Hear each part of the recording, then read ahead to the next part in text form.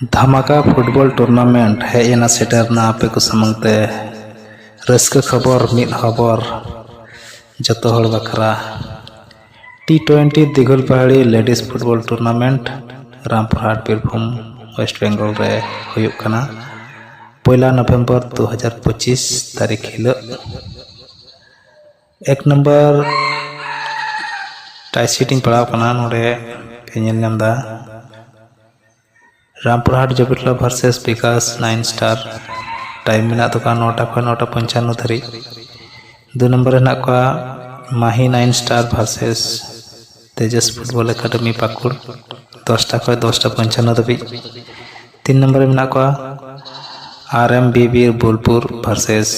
झारखंड सोना संताल हेम्ब्रम टीम गुड्डा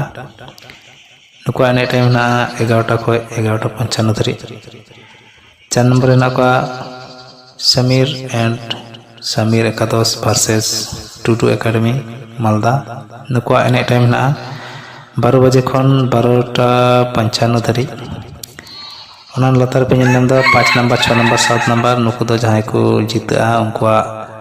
winner 1 versus winner 2 6 number रे विनर 3 वर्सेस विनर 4 7 नंबर रे विनर 5 वर्सेस विनर 6 हलातारे फीमेल रेफारी माने लेडीज रेफारी थेना नो ब्रेक नोडे तो ब्रेक तो बांग थेना एने जबरदस्त हुआ जतो हड़ हजु पे नेल अड़ी रस्कगी अड़ी जबरदस्त हुआ 2025 नवंबर 1 नवंबर हिलो।